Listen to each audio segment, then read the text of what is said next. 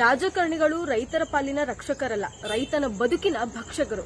ತಮ್ಮೆಲ್ಲರಿಗೂ ಗೊತ್ತೇ ಇದೆ ಬಿಡದಿ ಟೌನ್ಶಿಪ್ ಯೋಜನೆ ಕತೆ ಏನೇನಾಗ್ತಿದೆ ಅಂತ. ಅಷ್ಟು 9,600 ಎಕರೆ ಅಷ್ಟು ಜಮೀನು ಫಲವತ್ತತೆಯಿಂದ ಕೂಡಿದ್ರು, ಅಲ್ಲಿ ಎಲ್ಲಾ ರೀತಿಯ ಕೃಷಿ ವ್ಯವಸಾಯವನ್ನ ಮಾಡ್ಕೊಂಡಿದ್ರು ಸಮೇತ ಆ ಭೂಮಿ ಯಾವುದೇ ಒಂದು ರೀತಿಯಲ್ಲೂ ಕೂಡ ಉಪಯೋಗಕ್ಕೆ ಬರಲ್ಲ ಅನ್ನುವಂತಹ ಸ್ಟೇಟ್ಮೆಂಟ್ ನ ನಮ್ಮ ರಾಜ್ಯದ ಉಪಮುಖ್ಯಮಂತ್ರಿ ಸ್ಟೇಟ್ಮೆಂಟ್ ನ ಕೊಡ್ತಾರೆ. ಆ ಒಂದು ಭೂಮಿಯನ್ನ ವಶಪಡಿಸಿಕೊಳ್ಳಕ್ಕೆ ಪ್ರಯತ್ನ ಪಡ್ತಾ ಇದ್ದಾರೆ.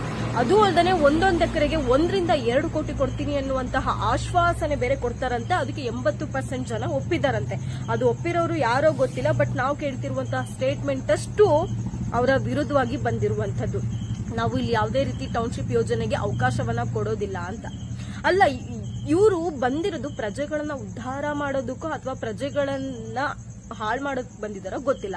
ಆಕ್ಚುಲಿ ಪ್ರಜೆಗಳಿಗೆ ಏನು ಸಮಸ್ಯೆಗಳಿರತ್ತೆ, ಅವರಿಗೆ ಬೇಕಾಗಿರುವಂತಹ ಪರಿಹಾರಗಳೇನು, ಅವರ ಬದುಕಿಗೆ ಏನು ಸಾಧ್ಯ ಆಗುತ್ತೋ ಅದನ್ನ ನಾವು ಏನು ಕೊಡ್ಬೇಕು ಅಂತ ಇವ್ರು ಬರ್ಬೇಕು. ಆದ್ರೆ ಇವ್ರು ಏನ್ ಮಾಡ್ತಿದ್ದಾರೆ, ಈ ಪ್ರತಿಯೊಬ್ಬರ ಬದುಕನ್ನ ಕಿತ್ಕೊಳ್ಳೋದ್ರ ಜೊತೆಗೆ ಪರಿಹಾರಗಳನ್ನ ಕೊಡ್ತೀವಿ ಅನ್ನೋದ್ರ ಜೊತೆಗೆ ಎಲ್ಲ ರೀತಿಲೂ ಅವರ ಬದುಕನ್ನ ನಾಶ ಮಾಡ್ಲಿಕ್ಕೆ ಹೊರಟಿದ್ದಾರೆ. ಆಯ್ತಾ, ಇವ್ರುಗಳನ್ನ ರಾಜಕಾರಣಿಗಳು ಅಂತ ಕೂರ್ಸಿರೋದು ಇವರು ಎಲ್ಲರ ಸಮಸ್ಯೆಯನ್ನ ನಿವಾರಣೆ ಮಾಡ್ಲಿ ಅಂತ. ಆದ್ರೆ ಇವ್ರೇನ್ ಮಾಡ್ತಿದ್ದಾರೆ, ಎಲ್ಲದರ ಸಮಸ್ಯೆಗಳ ಸೃಷ್ಟಿಗೆ ಕಾರಣ ಆಗ್ತಾ ಇದ್ದಾರೆ.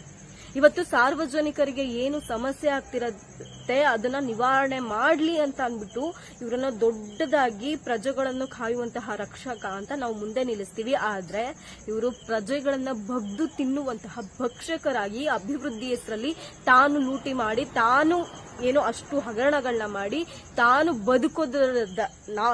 ಬದುಕೋದಲ್ದನೆ ತನ್ನ 7 ತಲೆಮಾರು ಕುತ್ಕೊಂಡು ತಿನ್ನುವಷ್ಟು ಎಷ್ಟು ಸಾಧ್ಯ ಆಗುತ್ತೋ ಅಷ್ಟು ಯೋಜನೆಗಳ ಹೆಸರಲ್ಲಿ ಲೂಟಿ ಮಾಡ್ಬಿಡೋಣ ಅನ್ನೋಷ್ಟು ಮುಂದುವರೆದಿರುವಂತದ್ದು.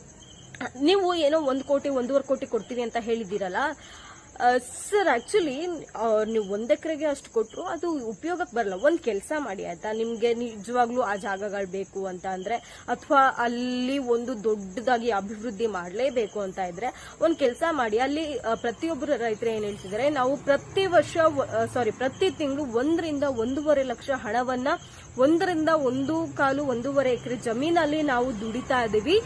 ಇದನ್ನ ನಮ್ಗೆ ಯಾರೂ ಕೂಡ ಕೊಡ್ಲಿಕ್ಕೆ ಸಾಧ್ಯ ಇಲ್ಲ ಅಂತ ಹೇಳ್ತಿದ್ದಾರೆ.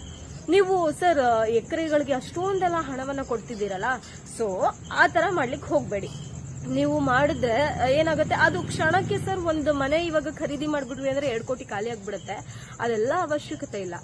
ನೀವು ಏನು ಪ್ರಜೆಗಳ ಸರ್ವತೋಮುಖ ಅಭಿವೃದ್ಧಿಗೋಸ್ಕರ ಶ್ರಮಿಸುವಂತಹ ರಾಜಕಾರಣಿಗಳಲ್ಲ. ಸೊ ಏನ್ ಮಾಡಿ ಅಂತ ಅಂದ್ರೆ ಪ್ರತಿ ತಿಂಗಳಿಗೆ ಅವರು 1 ಎಕರೆಯಿಂದ ಎಷ್ಟು ದುಡಿಮೆಯನ್ನ ಮಾಡ್ತಾರೆ ಅಥವಾ ಪ್ರತಿ ವರ್ಷಕ್ಕೆ ಆ ಒಂದು ಜಮೀನಲ್ಲಿ ಎಷ್ಟೆಲ್ಲ ಅರ್ನಿಂಗ್ಸ್ ಮಾಡ್ತಾರೆ, ಆ ಒಂದು ಲೆಕ್ಕಾಚಾರದ ಆಧಾರದ ಮೇಲೆ 100 ರಿಂದ 150 ವರ್ಷಕ್ಕೆ ಆಗುವಷ್ಟು, ಅಂದ್ರೆ ಆ 100 ರಿಂದ 150 ವರ್ಷದಲ್ಲಿ ಅವರು ಆ ಜಮೀನಿನಿಂದ ಎಷ್ಟು ಸಂಪಾದನೆ ಮಾಡಬಹುದೋ ಅಷ್ಟು ಹಣವನ್ನ ಕೊಟ್ಟು ಆ ಜಾಗವನ್ನ ಪಡ್ಕೊಳ್ಳಿ ಅಲ್ವಾ. ನೀವು ಪ್ರಜೆಗಳ ಏಳಿಗೆಗಾಗಿ ಶ್ರಮಿಸೋರಲ್ವಾ, ನಿಮ್ಗೆ ರೈತರ ಜಮೀನೇ ಬೇಕು ಆಯ್ತಾ. ನಿಮ್ ಯೋಗ್ಯತೆಗೆ ದೊಡ್ಡ 1,000 ಕೋಟಿ ಎಲ್ಲ ಲೂಟಿ ಮಾಡಿ ಇಟ್ಕೊಂಡಿರ್ತಾರಲ್ಲ, ಅವ್ರ ಹತ್ರ ಕೇಳಕ್ಕಾಗಲ್ಲ. ನಿಮ್ಮ ಕಣ್ಣು ಏನು ಬಿದ್ರು ಅದು ರೈತರ ಬದುಕಿನ ಮೇಲೆ ಬೀಳಬೇಕು ಅಥವಾ ಬಡವರ ಬದುಕಿನ ಮೇಲೆ ಬೀಳಬೇಕು, ಬಡವರ ಪಾಲಿಗೆ ವಿರುದ್ಧವಾಗಿನೇ ಇರಬೇಕು. ಅಂತವ್ರ ಮೇಲೆ ಅಷ್ಟೇ ನಿಮ್ಮ ಕಣ್ಣುಗಳು ಆಯ್ತಾ. ಯಾರಾದ್ರೂ ಹೋಗ್ಬಿಟ್ಟು ದೊಡ್ಡ ಬಿಲ್ಡಿಂಗ್ ಗಳನ್ನ ಡೆಮಾಲಿಷ್ ಮಾಡಿಸ್ತೀರಾ? ಸಾಧ್ಯ ಇಲ್ಲ. ಡೆಮಾಲಿಷ್ ಮಾಡಿದ್ರು ಅವ್ರು ಕೋರ್ಟು ಲಾಯರು ಅಂತ ಇಟ್ಕೊಂಡು ಹೇಗೋ ಅವ್ರು ಆಚೆ ಬರ್ತಾರೆ, ಅವ್ರಿಗೆ ಗೊತ್ತು. ಯಾಕಂದ್ರೆ ಹಣಕಾಸು ಇರುತ್ತೆ, ಹೆಂಗಾದ್ರೂ ಅವ್ರು ಹೊರಗೆ ಬರ್ಬೋದು. ಆದ್ರೆ ಬಡವ್ರು ಕೇಳಕ್ ಆಗಲ್ಲ. ನಾವು ಬದುಕಬೇಕು ಅನ್ನೋ ಒಂದು ಎಲ್ಲೋ ಸಣ್ಣ ಆಸೆ ಆಕಾಂಕ್ಷೆಗಳಿಂದ ಏನ್ ಸಮಸ್ಯೆಗಳು ಬಂದ್ರು ಪರವಾಗಿಲ್ಲ, ನಾವು ಅದನ್ನ ನಿವಾರಣೆ ಮಾಡ್ಕೊಂಡು ಹೋಗ್ತೀವಿ ಅಂತ ಹೋಗ್ತಾರೆ. ಆತರ ಮಾಡ್ಬಿಡಿ. 100 ರಿಂದ 150 ವರ್ಷದಲ್ಲಿ ಅವರು ಆ ಒಂದು ಜಮೀನಿನಿಂದ ಎಷ್ಟು ದುಡಿಯೋದಕ್ಕೆ ಸಾಧ್ಯ ಆಗುತ್ತೋ ಅಷ್ಟು ಹಣವನ್ನ ಅವರ ಖಾತೆಗೆ ಜಮಾ ಮಾಡಿ, ಅದರಲ್ಲಿ ಅವರು ಒಂದಷ್ಟು ಹಣವನ್ನ ಫಿಕ್ಸ್ಡ್ ಡೆಪಾಸಿಟ್ ಮಾಡ್ಕೊಳ್ಳೋದು, ಅದರಿಂದ ಒಂದಷ್ಟು ಇಂಟ್ರೆಸ್ಟ್ ತಗೊಳ್ಳುವಂತದ್ದು, ಈ ರೀತಿಯ ಕೆಲಸವನ್ನ ಮಾಡ್ತಾ ಹೋಗ್ತಾರೆ. ಅವರ ಲೈಫ್ ಕೂಡ ಒಂದಷ್ಟು ಸೆಟಲ್ ಆಗ್ತಾ ಹೋಗುತ್ತೆ. ಸರ್ ನೀವು ರೈತರಿಗೋಸ್ಕರ ಅಷ್ಟು ಮಾಡಲ್ವಾ ಸರ್? ಅಲ್ಲ, ಅಷ್ಟು ಫಲವತ್ತತೆಯಿಂದ ಕೂಡಿರುವಂತಹ ಎಲ್ಲಿ ನೋಡಿದ್ರು ಹಚ್ಚೆ ಹಸಿರಾಗಿ ಬೆಳೆದಿರುವಂತಹ ಅಂಥ ಒಂದು ಬೆಳೆಯನ್ನ ಬರಡು ಭೂಮಿ ಅದರಲ್ಲಿ ಏನು ಬೆಳೆಯೋದಕ್ಕಾಗಲ್ಲ, ಭೂಮಿ ಫಲವತ್ತತೆಯಿಂದ ಕೂಡಿಲ್ಲ ಅನ್ನುವಂತಹ ಸ್ಟೇಟ್ಮೆಂಟ್ ನ ಕೊಡ್ತೀರಾ ಅಂದ್ರೆ ಸರ್ ನಿಮಗೇನು ಸಮಸ್ಯೆ ಇಲ್ಲ ಸರ್. ನೀವು 1000 ಕೋಟಿನ ಗುಡ್ಡೆ ಹಾಕಿ ಇಟ್ಕೊಂಡಿದೀರಾ, ಬಟ್ ನಮ್ ಜೀವನಗಳ ಹಂಗಾಗಲ್ಲ ಆಯ್ತಾ. ನಮ್ದು ಅದ್ರಲ್ಲೇ ಬದುಕಬೇಕು, ಅದ್ರಲ್ಲೇ ಜೀವನ ನಡೆಸಬೇಕು. ಅಲ್ಲ ನಿಮ್ ಕಣ್ಣುಗಳು ಎಲ್ಲೋಗುತ್ತೆ ನೋಡ್ರಿ. ಯಾವನೋ 1,000 ಕೋಟಿ ಲೂಟಿ ಮಾಡಿದನು ಅಥವಾ ಅವನ ಆಸ್ತಿ ಅಂತಸ್ತು ಮೇಲೆ ಹೋಗದೆ ರೈತರು ಆಸ್ತಿಗಳ ಮೇಲೆ.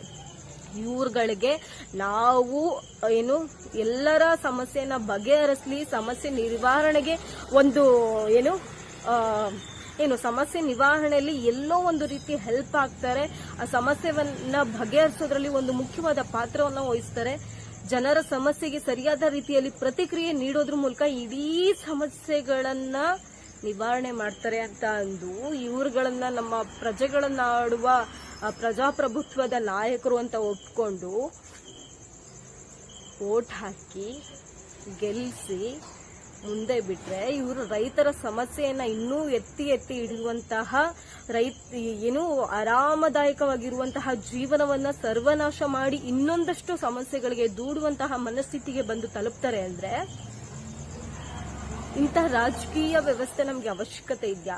ನಮ್ಮಲ್ಲಿ ಎಲ್ಲಾ ಪಾರ್ಟಿಗಳು ಅದೇ ತರ ಆಗ್ಬಿಟ್ಟಿದೆ ಆಯ್ತಾ. ಒಂದು ಧರ್ಮ, ಹಿಂದೂ ಮುಸ್ಲಿಂ ಹೆಸರಲ್ಲಿ ಜನಗಳನ್ನ ಒಡೆದು ಹಾಳುವ ರೀತಿಯಲ್ಲಿ ನೋಡ್ಕೊಳ್ತಾ ಇದ್ರೆ ಇನ್ನೊಂದು ಪಾರ್ಟಿ ಬಂದು ಈ ರೀತಿ ಮಾಡ್ತಾ ಇದ್ದಾರೆ. ಅಭಿವೃದ್ಧಿ ಅನ್ನೋದು ಆಗ್ಬೇಕು, ಹೌದು ಸರಿ. ನೀವು ಅಭಿವೃದ್ಧಿ ಅನ್ನೋದನ್ನ ಮಾಡೋದು ಹೊಟ್ಟಿದಿರಲ್ಲ, ಅದು ಉತ್ತರ ಕರ್ನಾಟಕ ಭಾಗದಲ್ಲಿ ಆಗ್ಲಿ. ಉತ್ತರ ಕರ್ನಾಟಕ ಭಾಗದಲ್ಲಿ ಏನೊಂದು ಅಭಿವೃದ್ಧಿ ಇಲ್ವಲ್ಲ. ಇವತ್ತು ಅಲ್ಲಿ ನೀರಿನ ಸಮಸ್ಯೆ ಆಗಿರ್ಬೋದು, ಶಿಕ್ಷಣದ ಸಮಸ್ಯೆಗಳಾಗಿರ್ಬೋದು, ಅಥವಾ ಅಲ್ಲಿ ಉದ್ಯೋಗದ ಕೊರತೆ ಆಗಿರ್ಬೋದು, ಎಲ್ಲಾ ಕೂಡ ಹೆಚ್ಚಾಗ್ತಾ ಹೋಗಿದೆಯಲ್ಲ. ಈಗ ಆಲ್ರೆಡಿ ಬೆಂಗಳೂರು ಅನ್ನೋದು ಡೆವಲಪ್ ಆಗ್ಬಿಟ್ಟಿದೆ, ಆಗ್ತಾನೂ ಇದೆ. ಎಲ್ಲರೂ ಬಂದು ಎಲ್ಲಿ ಉತ್ತರ ಕರ್ನಾಟಕದ ಈ ಮೂಲೆಯಿಂದ ಹಿಡಿದು ಈ ಮೂಲೆವರೆಗೂ ಉದ್ಯೋಗವನ್ನ ಅರಸಿ ಬರ್ತಾ ಇದ್ದಾರೆ. ಅದನ್ನೇ ಯಾಕೆ ಉತ್ತರ ಕರ್ನಾಟಕ ಭಾಗದಲ್ಲಿ ಅದೇ ಟೌನ್ಶಿಪ್ ಯೋಜನೆಗಳನ್ನ ಅಲ್ಲಿ ಯಾಕೆ ಮಾಡಬಾರ್ದು? ಹೌದಲ್ವಾ? ಅಲ್ಲಿ ಮಾಡೋದ್ರಿಂದ ಉದ್ಯೋಗ ಸೃಷ್ಟಿಯಾಗತ್ತೆ. ಅಲ್ಲಿ ಆ ಒಂದು ಭಾಗದಿಂದ ನಮ್ಮ ರಾಜ್ಯದ GDP ಹೆಚ್ಚಾಗ್ತಾ ಹೋಗುತ್ತೆ. ಆ ಒಂದು ಭಾಗದ ಜನಕ್ಕೆ ಉದ್ಯೋಗ ಹೆಚ್ಚಾಗ್ತಾ ಹೋಗುತ್ತೆ. ಆ ಭಾಗದಲ್ಲಿ ಆರ್ಥಿಕ ಮಟ್ಟ ಸುಧಾರಣೆ ಆಗತ್ತೆ. ಆ ಭಾಗದಲ್ಲಿ ತಲಾ ಆದಾಯ ಹೆಚ್ಚಾಗತ್ತೆ. ಆ ಭಾಗದ ಜನರ ಜೀವನ ಮಟ್ಟ ಸುಧಾರಿಸತ್ತೆ. ನೀವು ಆಲ್ರೆಡಿ ಫಲವತ್ತತೆಯಿಂದ ಕೂಡಿರುವಂತಹ ಭೂಮಿಯನ್ನ ಇಲ್ಲಿ ಹಾಳು ಮಾಡಿ ಅದು ಬರಡು ಭೂಮಿ ಆಗಿದೆ ಅನ್ನುವಂತಹ ಸ್ಟೇಟ್ಮೆಂಟ್ ಕೊಟ್ಟು ಅಭಿವೃದ್ಧಿ ಮಾಡ್ತೀವಿ ಅಂತ ಹೇಳೋ ಬದಲು ಉತ್ತರ ಕರ್ನಾಟಕ ಭಾಗದಲ್ಲಿ ನೀವು ಇಲ್ಲೇನ್ ಸುಳ್ಳು ಹೇಳ್ತಿದ್ದೀರ, ಅಲ್ಲಿ ನಿಜವಾಗ್ಲೂ ಭೂಮಿ ಹಾಳಾಗಿದೆ. ಅವ್ರು ಯಾವುದೇ ರೀತಿಯಲ್ಲಿ ಭೂಮಿಯನ್ನ ಬೇರೆ ಬೇರೆ ಚಟುವಟಿಕೆಗಳಿಗೆ, ಕೃಷಿ ಚಟುವಟಿಕೆಗಳಿಗೆ, ವ್ಯವಸಾಯ ಚಟುವಟಿಕೆಗಳಿಗೆ ಬಳಸ್ಕೊಳಕ್ ಆಗ್ತಾ ಇಲ್ಲ. ಅಂತ ಜಾಗದಲ್ಲಿ ಹೋಗಿ, ಅಂತ ಜಾಗದಲ್ಲಿ ನೀವು ಕಾರ್ಖಾನೆಗಳನ್ನ ಮಾಡಿ, ಅಂತ ಜಾಗದಲ್ಲಿ ನೀವೇನ್ ಬಿಸ್ನೆಸ್ ಮಾಡ್ತೀರಾ ಎಲ್ಲದಕ್ಕೂ ಅವಕಾಶ ಕೊಡಿ. ಅಂತ ಜಾಗದಲ್ಲಿ ಒಳ್ಳೊಳ್ಳೆ ಅಭಿವೃದ್ಧಿ ಮಾಡಿ. ಅಂತ ಜಾಗದಲ್ಲಿರುವಂತಹ ಅಂತ ಭಾಗದಲ್ಲಿರುವ ಜನರ ಏಳಿಗೆಗೆ ಶ್ರಮಿಸಿ. ಅದು ಬಿಟ್ಟು ಆಗಿರುವಂತಹ ಜಾಗದಲ್ಲಿನೇ ಇನ್ನೂ ಏನೋ ಮಾಡ್ತೀವಿ, ಇಡೀ ರೈತರ ಜೀವನದ ಮೇಲೆ ನಾವು ಹೊಟ್ಟೆ ಮೇಲೆ ಹೊಡಿತೀವಿ ಅಂತ ಮುಂದುವರಿತೀರಾ ಅಂದ್ರೆ ನಿಮ್ಮಂತ ರಾಜಕಾರಣಿಗಳ ಅವಶ್ಯಕತೆ ನಮ್ಗೆ ಹಾಕಿದೆ. ಇವತ್ತು ನಾವು ಕೆಲವೊಬ್ರು ಪ್ರಶ್ನೆ ಮಾಡಬಹುದಷ್ಟೇ, ನಿಮ್ಮಂತವ್ರು ನಮ್ಗೆ ಯಾಕೆ ಬೇಕು ಅಂತ. ಆಲ್ರೆಡಿ ಕೆಲವೊಬ್ರು ಇರ್ಲಿ ಪರವಾಗಿಲ್ಲ, ನಮ್ಮ ಪಾಲಿನ ದೇವರು ಅದು ಇದು ಅಂತ ಎಲ್ಲ ಪೂಜೆ ಮಾಡಕ್ ಶುರು ಮಾಡ್ಬಿಡ್ತಾರೆ.